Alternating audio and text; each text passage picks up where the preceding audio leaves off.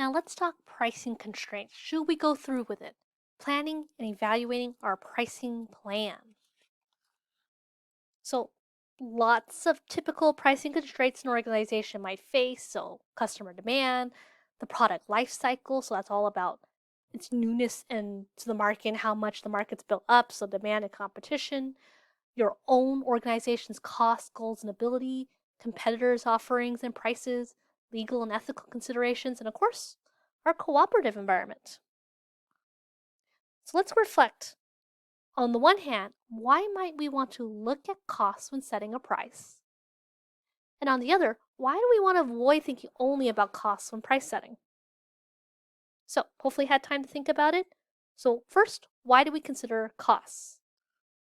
Yep, so we of course look at costs because we have to pay them. We've got salaries, suppliers, inventory, arrangements to ensure timely rendering of the service delivery, ongoing development, and more. We set prices such that we earn enough revenue to keep our organization going where we want it to go. But what about the other question? Why not just costs? So hopefully thoughts like customer demand, value of the product, what competitors are doing, social responsibility, research, or other considerations came up. We of course think of our own costs, but there are also costs incurred by others. Everyone from the customer, organization, other partner has costs. We need to make sure that exchanges benefit all groups to our long-term advantage. So in sum, avoid being penny wise but pound foolish. Costs must be managed, not avoided at the expense of everything else. So costs, demand, customer and partner relationships, they're all interrelated. So in this video, Matt Shea discusses why so many apps are priced at 99 cents. You'll see it's a matter of dueling constraints that we balance. So why had the 99-cent price dominate for so long? What do you think? But I really encourage you, I know the video looks a little long, but you start at 4 minutes, good video. But I'll give you the gist. So first, history. The 99-cent price is a trend Apple started when it was pricing songs way back ago.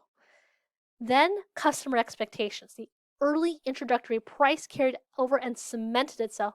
Competitors didn't want to risk a price difference amongst each other because the industry was so young.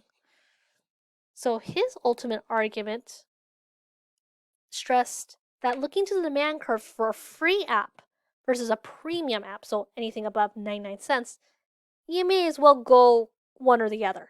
You may as well go completely free, access a larger market and channel, or stake your claim for a quality app by having that higher price.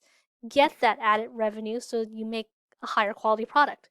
And you see this today with so many freemium models now. So in sum, 99 cents became the norm for digital content due to iTunes. And unfortunately, it's caught between free and premium pricing. Constraints from the past should not always dictate what constraints you accept in the present. Unfortunately, we're seeing that it's not always that way either now. So here's a quick chart on federal regulations to remind you that in the US, there are illegal types of pricing and that these are regulated by government to promote the health and trust in the overall system. State governments also have a hand in this. During Hurricane Harvey or any other emergency when declared by the governor, the following becomes illegal to do: selling or leasing food, fuel, medicine, or other necessities at an exorbitant or excessive price, or demanding an exorbitant or excessive price in connection with the sale or lease of fuel, food, medicine, or another necessity.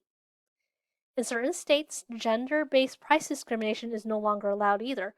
There are often existing statutes or exceptions regarding services, such as haircuts, alterations, and dry cleaning, where it may not be allowed based solely on the gender of the customer as opposed to the cost of the actual service.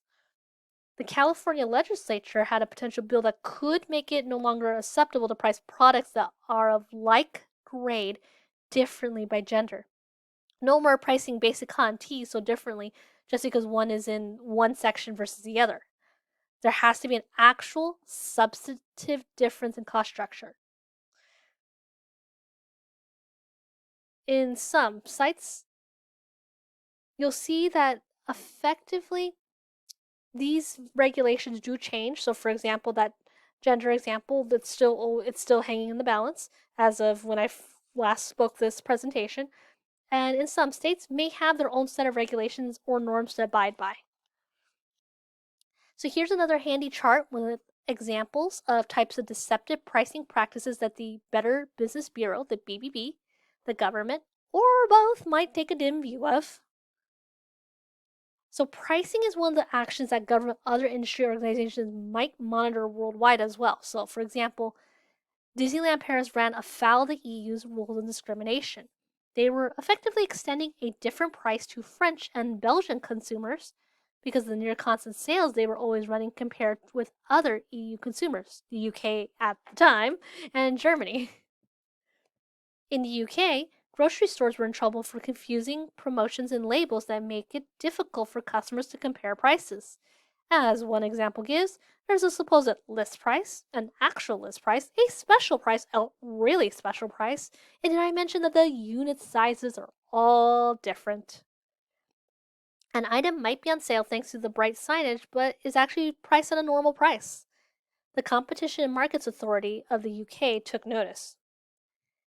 And in the US, Apple will have to pay a fine, or had to pay a fine, for price fixing ebooks, running afoul of the Sherman Antitrust Act. The Judicial Department's concern is that when Apple colluded with publishers to inflate prices, they created an anti competitive environment and ultimately harmed customers. So the book has a nice recap of the types of illegal pricing there are. One thing to keep in mind that some pricing strategies might still be legal, but customers might still find them unfair. So, as a quick wrap up, let's talk a little bit of marketing math. So, we talk plenty about the constraints of things like revenue and profit. The next two slides are all about some common calculations that are useful when figuring out a price. Broadly speaking, it's about how much money, so revenue, total intake, profit, intake minus costs, often in relation to sales volume, and forecasting certainty. How realistic is this estimate of costs and revenue? So these are all very common calculations to consider if your price is viable as a key part of your marketing plan. So how much money will we make per unit sold? How much is each person making in the chain? What is our market share? How many units must be sold to break even? What is the lifetime value of an average customer worth? So some customers are going to be better worth keeping. Relative to the market potential, is this even realistic? Financial analysis to help you make a better decision. So what calculations would help you make that better decision? And of course, our friend, the financial projections, income statements, assumptions based on logic, what are likely borrowing costs, all that good stuff. So you can see how many of these are a matter of long-term prospects as well. You might find you can temporarily take losses, but you'd better have some kind of outcome we know will come. So here are a few sources to better learn how to project sales and therefore revenue and profit. Especially if you have a particular industry, you might be able to find ones that are more specific to your cost structure and all that good stuff. So much of your estimates will be based, again, on that particular market industry. So for example, most of the calculations assume you sell by the unit. It doesn't take into account that you might be selling other complementary items like accessories, upgrades, or future profit.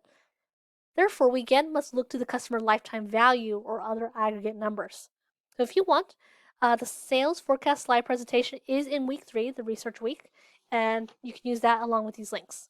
So that wraps up this section. Next section, if you wish, depending on how much familiarity you have from your econ classes and all that, we talk demand and other important calculations that break-even point pricing makes an appearance, and others more. So, hope you're having a good day or evening so far. Take care. Whatever ideas you have, take them, run with them, have fun, see where they lead you.